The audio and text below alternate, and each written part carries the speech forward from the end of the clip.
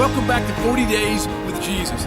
We're on day 21 of our 40-day journey together, and today we pick up in John chapter 11. And we're in the cemetery today because John in chapter 11 deals with death in a couple different ways, but very specifically with a man named Lazarus.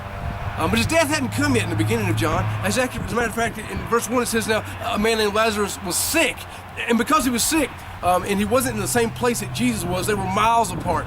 They sent some people to Jesus to tell him that your friend Lazarus is sick. Now Jesus had developed a special friendship with Lazarus and his two sisters. That would be Lazarus' sister Mary and Martha. And in that process, they had gotten very close and had a relationship that they cared for each other. And so they sent somebody to tell him that Lazarus is sick, just assuming that Jesus would come immediately if he heard that Lazarus was sick.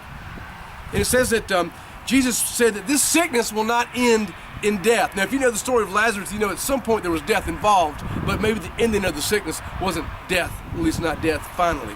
And Jesus says, no, it's actually for God's glory, so that God's Son may be glorified through it.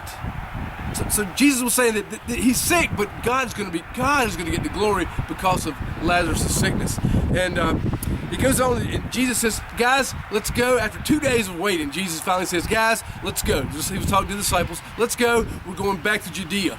Now, some of the disciples spoke up and said, but Jesus, in Judea was where they just tried to kill you. They tried to stone you. They want to take your life. Why would we go back to Judea? And Jesus goes on to say, don't worry about that. We've got to do what we've got to do. It's time. We need to head back. And he said, our friend Lazarus has fallen asleep, and we've got to go there to wake him up. And the disciples, to me, this is kind of almost humorous. The disciples go, well, if he's just sleeping, he'll wake up on his own. Everything will be all right. And Jesus very plainly says, no, Lazarus is dead. And we're going back. He said, I am glad for your sake that I was not there, so that you may believe. But let us go to him. And Thomas, the one we call Doubting Thomas, speaks up and says, all right, guys, come on. We're going with Jesus. We're all going to die together. That was their assumption. Jesus goes back. He's going to die. They're going to kill him. They're going to stone him. And if we're with him, they're going to stone all of us. It says that Jesus arrived back in the area where Lazarus lived, and he met up with Mary and with Martha, and spent some time talking to them and comforting them.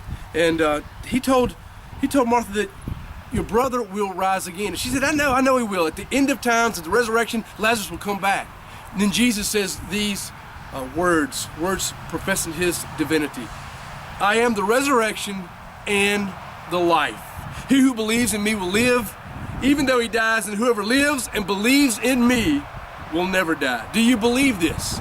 Again, this is one of those I am statements that we've talked about. There's 7 of them that John has, or some people would say that there are 8, but there's 7 that we're very clear about. I am the resurrection and the life. Jesus was saying that I am the one who brings people back from death to life again.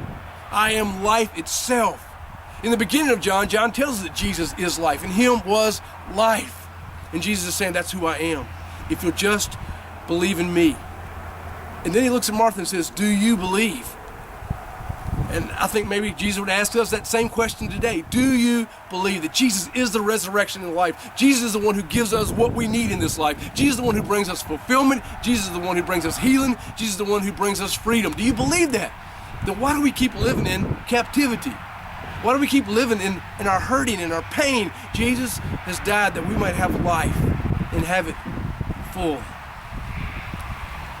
He goes on and they have some conversation, and Jesus asked to be taken to where Lazarus is buried. And at this place, it says Jesus asked him very plainly, where have you laid him? He's looking for the tomb. And they said, come and see. And then this is one of my favorite verses in the Bible, John chapter 11, verse 35. 2 words, Jesus wept. Shortest verse in the Bible, but I think it has so much depth to it, so much meaning to it. Jesus wept. Jesus looked out, I believe, on his people. On the people that he cared about, the people that he loved, this family. And he saw the pain and the hurt that they were in. And he created pain inside of Jesus. He cried. He experienced and felt their pain. I believe he experiences and feels our pain. He knows what we're going through in our lives. And he's already died to bring us victory. But so many of us continue to live in a defeated place. Accept the victory that Jesus gave. And I believe it all comes when we believe. When we believe. The last verse in this little section, verse 37 says, but some of them said, could he who opened the eyes of the blind not have kept this man from dying? Why didn't he keep Lazarus from dying if he could?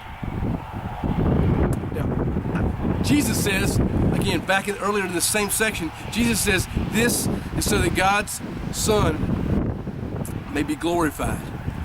This was a place that Jesus was going to be revealed as Messiah, as the Christ, as God's Son, by bringing Lazarus back to life.